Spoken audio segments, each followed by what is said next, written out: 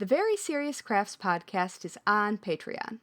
Visit patreon.com/seriouscrafts to support our podcast, find out about our Patreon half-stitched episodes, and more. Hello and welcome to Season 5, Episode 7 of the Very Serious Crafts podcast. I'm Molly from Wild Olive. And I'm Haley from Red Handled Scissors and the Bones and Bobbins podcast. Today we'll be talking about what happens when your project is as big as a house. I like this especially because a couple episodes ago we were talking about miniatures and like very teeny tiny houses. So now we've just like gone the absolute opposite direction. Big as a house. Yes. Gigantic.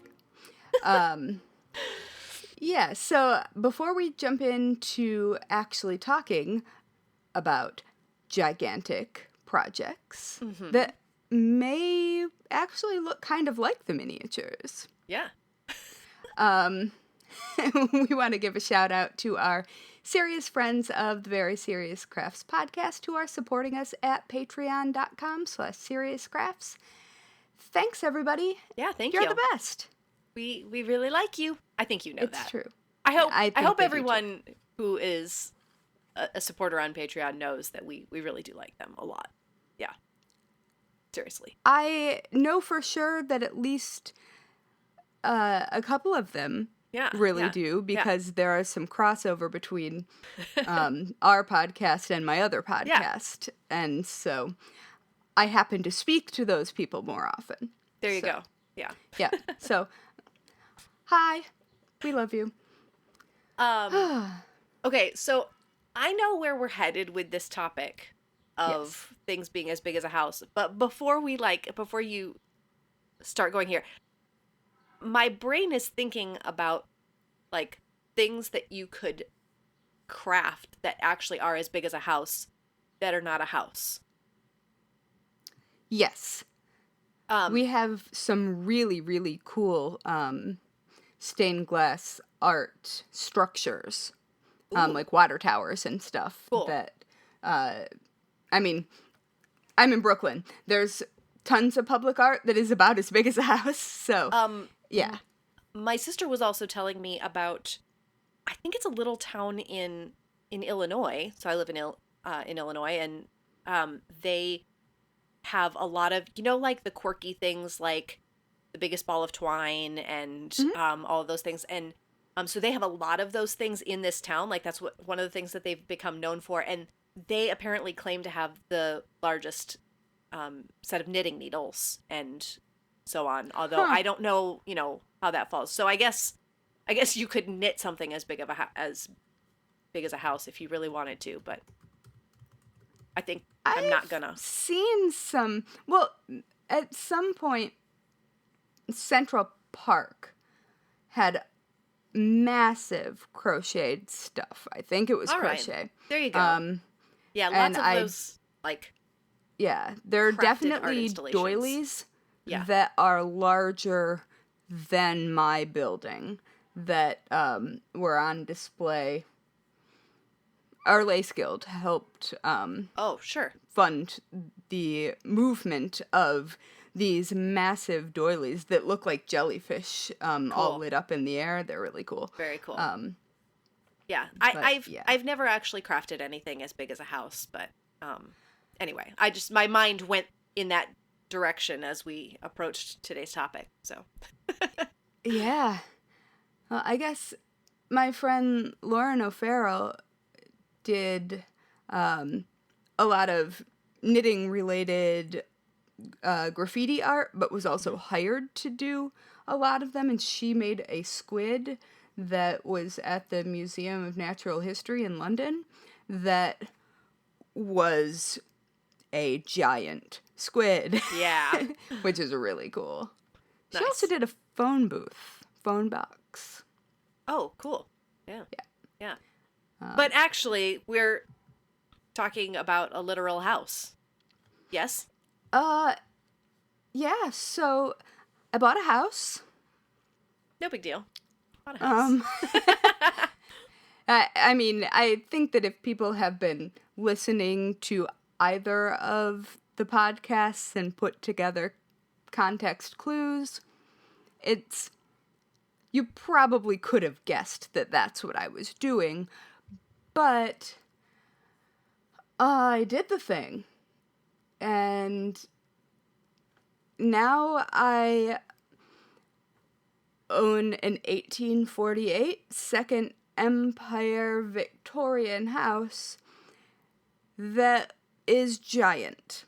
Yeah. Like, truly gigantic. It doesn't look that way necessarily from the street view. I mean, it doesn't look small, but it doesn't... There are, like, 3 more of that house on the back of it. It's almost like nesting dolls, but a house where it's been expanded out the back, accordion style house or something. It hasn't been.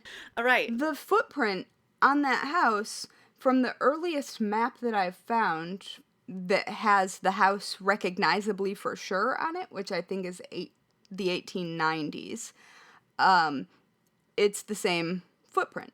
Yeah. So wow. I think that I think some renovations have happened, but I mean, definitely renovations have happened, but there are enough weird old things in the part that you would think was an extension that it's clearly not. But I don't know. The entire house is a maze, a glorious, glorious maze, and I am currently in the... You know how when you get a new hobby and you get all the things for it? Yes. Okay. And we have talked about this before. That's kind of a funny thing to say, simply because isn't that what we do? Like, that's our thing. Well, exactly. So I had to laugh at myself when I started ordering books specifically about how to repair and restore your Victorian house. And, like, I have gone on some just wild chases to get some of these books because many of them aren't in print anymore. Oh, okay. And, so there was one from the 80s that I ended up scoring for like $10, but I found it elsewhere going for hundreds. Wow. Yeah. And like all it is interiors. And fun fact, to solve mysteries in Victorian houses, at least I'm guessing that's the reason they exist, there are books that are reproductions of sales catalogs from the era. Yes. So you can see what things are in their context. I think I've seen those. They're like, I mean, it really is like stepping back in time, but yeah, that makes sense that that's why they exist. Yeah, I mean, and I don't know if that's why they exist, but it's why they exist for me. And, like, I figured out what a weird thing in my sister-in-law's new basement. Well, old basement, but yes. New home, newly acquired old basement. I figured out what a thing in there was. The original coal-burning stove, which wow, they were really ornate. They were yeah. like cast iron and beautiful, and it has like interesting like clawed foot nonsense going on, and it's attached to a laundry stove. But if you didn't know what either of those things were, I knew what the laundry stove was because I have one in my new house. But yeah, so it's just been really cool. So I have been collecting books, and I got one that I especially like called Restoring Your Historic House by Scott T. Hansen. And it is really cool because just flipping through it, you can see there are ways that as houses have gone through time that certain upgrades or changes were done Mm-hmm. and different kinds of patches and things like that. So you can often tell how a house was laid out, even if nothing is that way anymore. Okay. And it's just been really fun. So I've been collecting all of the tools and, well, I already had the tools, but all of the workwear. I got my coveralls. Yep. Yep. Pretty excited about those. Shout out to Handy Ma'am that makes coveralls that fit my weird body. Love it. So yeah, I'm just really excited because I bought a project. You, you did buy a project, although I bought a lifetime you, project. you yeah, it's like better than my sprockets quilt. That is my lifetime project. I think you'll finish yours way before. I don't know at this rate. I'm not sure.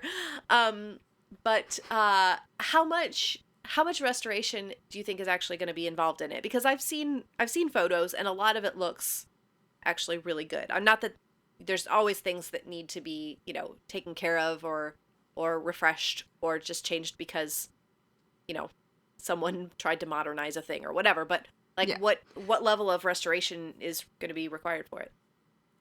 It's currently completely livable. Yeah.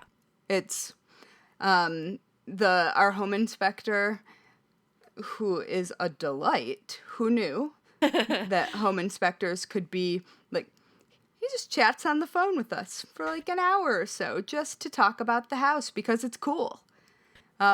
Which you know what fair I will enough. say, we've had good and bad home inspector experiences. In fact, there was one in our area that is notorious and everyone knows, oh yeah, that guy. But we've also had people who wanted to pose for pictures with some unusual things that we have in our yard. So and they'll bring their friends over. Oh, come on, let's take some pictures. Like, is that okay? So it can work out. Yeah. Well, and our home inspector seems to be of the variety that when he shows up, real estate agents are like, crap. But he's also extremely good at his job, and Yeah. so he's respected even if they're like, oh no. But he said that the house has clearly been taken care of throughout the entirety of its history Nice. to the present, and that there were no major issues that had gone overlooked. That this kind of house, there will always be something. Of course. I mean, I have to find a slate roof specialist because a single gutter needs to be handmade to move water off of one mansard window because the ground slopes slightly back towards the house. And it will be a problem at some point. Sure. It's not now. Sure. But yeah, so it's a lot of work could go into it, and a lot of work will go into it, but right now it's livable. We can move in. I'm going to be really overwhelmed, but yeah, I think that's probably par for the course anytime you move into a new or old house. But sort of connected to our miniature discussion, the reason I ended up looking at all of those miniatures was because I was looking for examples of the library and secret bookcase door that I'm going to make in the new place. Yes. And just to give listeners, this may be deeply boring to anyone who's not me. I don't know, but okay. Secret doorways Yeah. in bookshelves and libraries. That's never boring to anyone. There's no way. There's no There way. are passages connected through closets, and it's a whole thing. I love Yeah, it. it's very cool. But I am moving from a 500 square foot apartment, to a 5,000 square foot home. Um, Uh-huh. I'm just gonna warn you Yeah. because you've never experienced this, but like things will grow to fill the space you have, and you will not It's like understand goldfish. exactly. Exactly. Did you ever have one of those grow-a-frogs when you were a kid? It was like it was like a little you sent away for it, and it lived in a little container, and it just stayed in water the whole time. And if you got the bigger container, then it would grow. And there were stories of people who, like, released them into the wild and they got huge. Anyway, I digress. I do know what you're talking about, and I am suddenly hit with this memory that I have probably not thought about in Yeah. 25 years. Ours used to launch itself out, and my mom would find it on the kitchen floor, just flailing about, and then it lived. It would, you just put it back in, it was fine. Anyway, like a grow-a-frog, suddenly your craft supplies, you're going to have way more than you realize. You won't even think that you have purchased any more, and they're just going to multiply and have babies because you'll have the space for it. Yeah, well, I was at Woolen, my local yarn shop, because my friend Rachel, who owns the place, had some boxes that happened to be... Do you know how expensive Boxes? Yeah. good boxes are? Yeah. Well, yeah. So I'm told liquor store boxes, if you can get your local liquor store, those I boxes... live above a bar. Yeah, see, there you go. Yeah. That's a very, very good, yes. My brother... Because those are like banker's boxes, just without the lids. Yeah. My brother also, because he works for Trader Joe's, and when he was moving, he collected egg boxes from Trader Joe's, and those were also excellent. So, Oh, that makes complete sense. yeah. Well, But, yeah. noted. Yarn boxes, apparently. Yes? What's that? Did you get yarn boxes? No, she had a bunch of banker's boxes that she didn't Okay. need. And so when I was talking to Rachel, I mentioned that I didn't even know where the yarn shops were, where I'm moving. Immediately, she was like, I know Yeah, who nice. runs a yarn That's shop. perfect. And I was like, oh no, but also thank you. So I'm looking forward to that because I'm moving into a community that is basically all, like, it's an arts community. Yeah, that's gonna be really And- cool. Yeah, so it's going to be fun, but what I'm trying to do before I leave, and I am currently smack in the middle of packing, I'm trying to get rid of things that just don't need to come along, even though I have plenty of space for them. Right. Just because it's a And- natural time to do that. Yes, and it's such a weird thing because I'm like, oh, but I could keep all of this. I don't need to get rid of anything at all. But, so, yeah. So the house is going to be a project, and there are so many things. And I'm so excited to do a lot of them and to learn a lot of, like, the woodworking techniques. I'm gonna learn how to install tin ceilings at some point. That's gonna be cool. And- We almost did tin ceiling in one of our rooms, and instead it's like wood paneled, so it looks kind of like shiplap. Oh, okay. Yeah. But and it's white, so it's nice and bright and stuff. But yeah, the tin ceiling, I think that'll be cool. Yeah. And we have original tin ceilings in our bedroom currently. Oh, that's right. Yeah. Like, in the apartment I Yeah. live in now. And so I'm so used to looking up and admiring it that there aren't original tin ceilings in the new house Mhm. that I have found, unless they have been covered, which they might have been. Yeah. But all the original horsehair plaster and medallions are there. So Very I'm going to cool. have to learn how to patch plaster. Yeah. And that's not a skill that it's a very rare skill. Yeah. Like being able to work with actual plaster Right. because none of the walls are drywall. They're Yeah. all horsehair plaster, Yeah. which is a thing I know nothing about. So if you listeners know good resources for plaster work, let me know.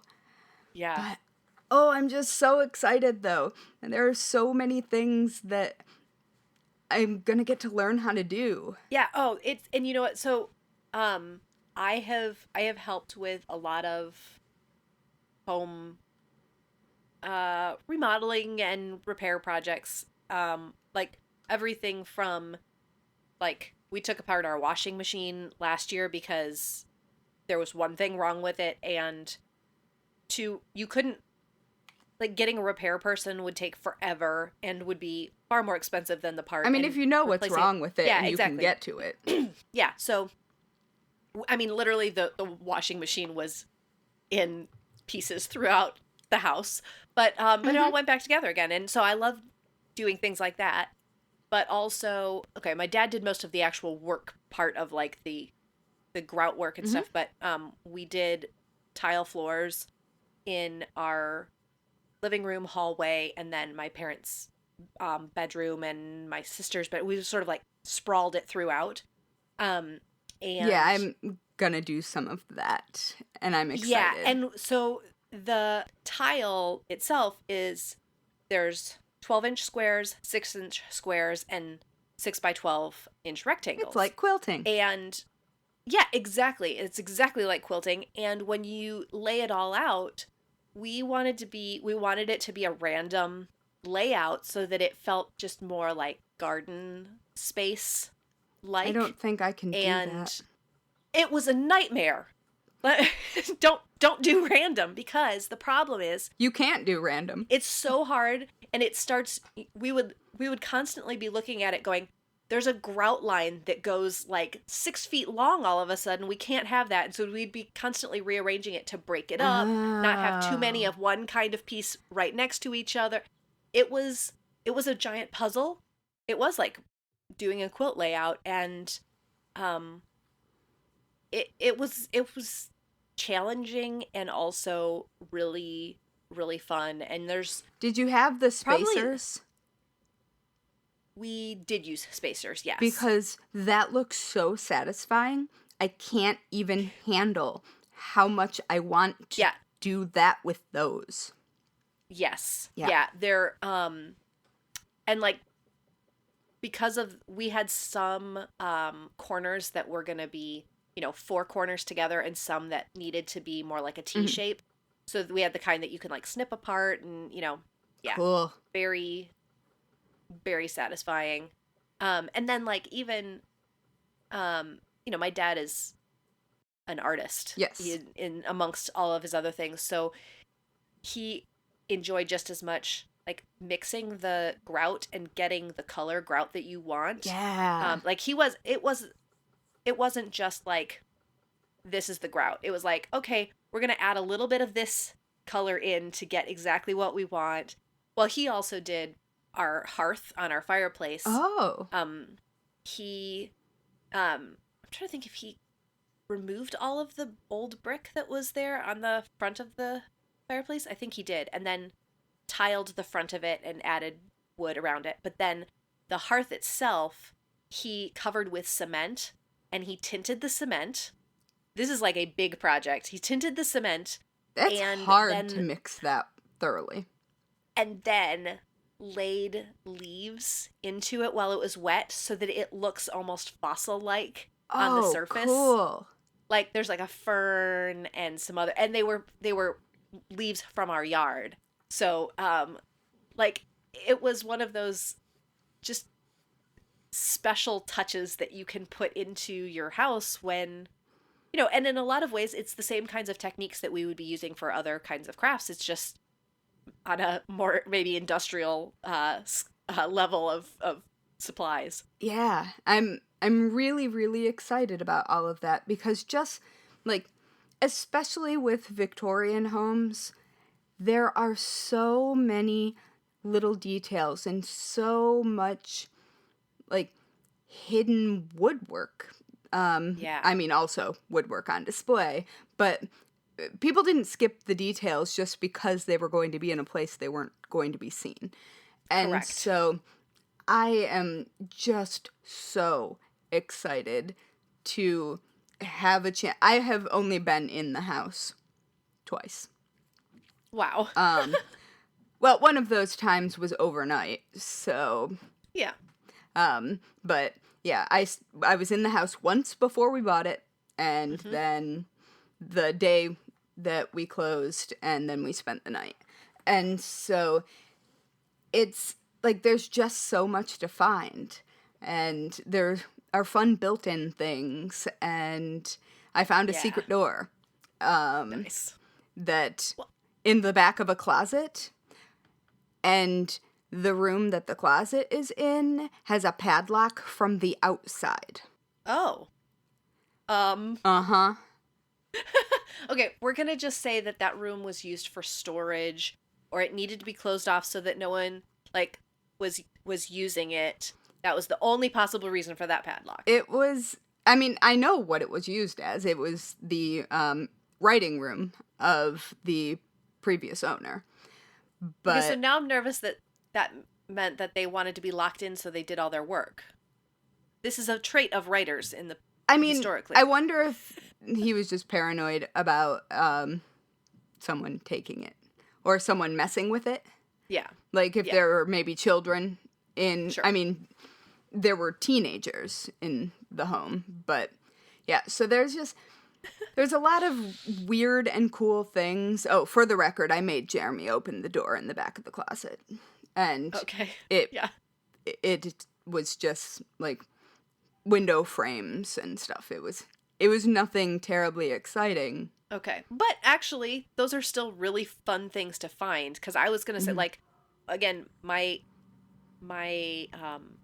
aunt's house, Hmm. great aunt, my grandmother's cousins, their really really old house, the things that you found that just got, that sort of just end up in an old house. Yeah, They're, like between the end up in basement and the weird attic and places. weird closets, Yeah, exactly.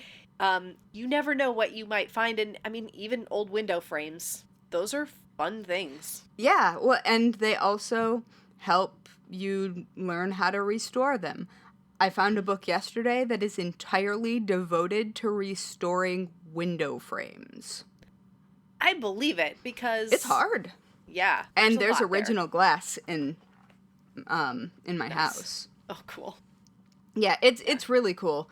And we found some weird things. And we'll see. Um there's also a building attached to the house that we call the Murder Shack. Um that I think raccoons live in there. Aw. Raccoons and also the furniture for around the pool. Okay. Oh, there's also a pool because why not? I An mean, in-ground pool. yeah, go big or go home. Oh my goodness. In this case, you're going big to your home. That is very true. But there, in the top of the Murder Shack, I am unclear what the layout is. We could see from secret doors upstairs that there is glassware in there. Oh. And I don't know where it is and how to get to it because it's definitely second floor level. But like it's just a lot of weird neat stuff. I think Yeah. I feel like the house is going to need its own Instagram account. It has it. Okay, good. Okay, good. Um, Because I have started an Instagram, a TikTok. I did this all when I had insomnia and I didn't remember it. And then I woke up and was like, oh, I seem to have started an Instagram and a TikTok, and I think probably Twitter. Oh, and a YouTube channel. I started a YouTube channel as well. Excellent. All in the middle of the night. All about this It was the right house. thing to do. Because I know that it's going to be an adventure that certainly I want to go on with you. Yes. And I really can't wait to come and visit and physically go on the adventure. Yes, please. So I cannot wait for you and various and sundry members of your family, specifically your mom, come to visit. It's going to be awesome. And there are beds. See? It's ready. Yeah. It's ready. Like, we slept in one. Well, we were there. So. There you go. Yeah, so it's, I'm so excited. I'm and so there's excited for you. Furniture that is still there that, and literally like the best couch ever. Oh, yeah. Sofa, settee. There's a green Victorian couch that is out of control. It's deeply uncomfortable, but I don't care. And I got a bunch of reupholstery stuff because there's a second pink Victorian couch that my nephew ate Chinese food on, which is fine because it was beyond saving anyway. Okay. But my sister-in-law was horrified. It was just like, that is not the first stain that couch has seen. And so I'm gonna dive headfirst into Victorian furniture reupholstery. All right, so we can look forward to the upholstery episode of the Very Serious Crafts podcast to come. Sounds good. Yep. So I think we should stop talking about my house now because I could talk about it for like days. Well, we'll come back to it obviously. So it'll be so good. Much. But, and I'll drop the links to the actual Instagram account and stuff when I actually start putting content there. Yeah. It's not ready for human consumption at the moment. That's fine. But eventually the world will see. You will all know.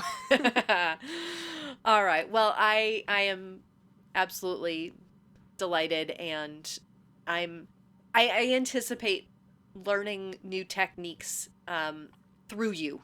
So that's I am excited about that. And, if you feel like coming to help tile, I am super not opposed. Okay.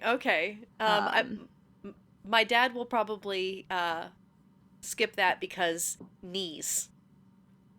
That's the one thing. Get yourself some really good knee pads when you go to do any kind of flooring because you'll definitely do that. We're at the age where now we have to think about that. But the sheer amount of protective wear that I have sourced good plan. Is out of control. Good plan. I've got slip-rated steel-toed boots. Oh, nice. I'm so excited. I'm going to make like a pinup calendar. Like a Rosie the Riveter style pinup calendar. Perfect. I mean, not really, but also maybe because it would be funny. I love it. All right. I love it. Anyway, thank you for listening to the Very Serious Crafts podcast. You can follow us on Instagram and Twitter at Serious Crafts and on Facebook at Very Serious Crafts. You can also find show notes plus all things Very Serious Crafts at, shockingly, veryseriouscrafts.com. And finally, if you're a fan of the Very Serious Crafts podcast, which you obviously are because you're listening, hi. Sure. Yeah. Please leave us a 5-star review on whichever platform you use to listen to podcasts, because good ratings help us show up in recommendations, which helps more people who love crafting find us. And also, we text each other excitedly when we see things like that. That is true. And it makes our day. That is true. Not even kidding. It can turn around an entire day. Yeah. Just seeing that. So it has happened. It has happened. Yeah. Yes. So now thanks, everybody. now I just want to like close out this episode with like some This Old House music. Wouldn't that be perfect if it weren't Oh my copyrighted? goodness. I am totally submitting my house. Awesome. Yes. To This Old yes. House. Good. Perfect. I don't think they've done the town that I'm moving to. All right. Oh, well, there you go. So, Yes. so next time, maybe not next time, but in the future, you might introduce yourself as being from Red Handled Scissors, the Bones and Bob's podcast, and This Old House. It could happen. Okay. I mean, I literally have a Tom Silva bobblehead. Oh, perfect. Not even kidding. I love it. I love it. Yeah. All right. All right. Anyway, bye guys. Bye.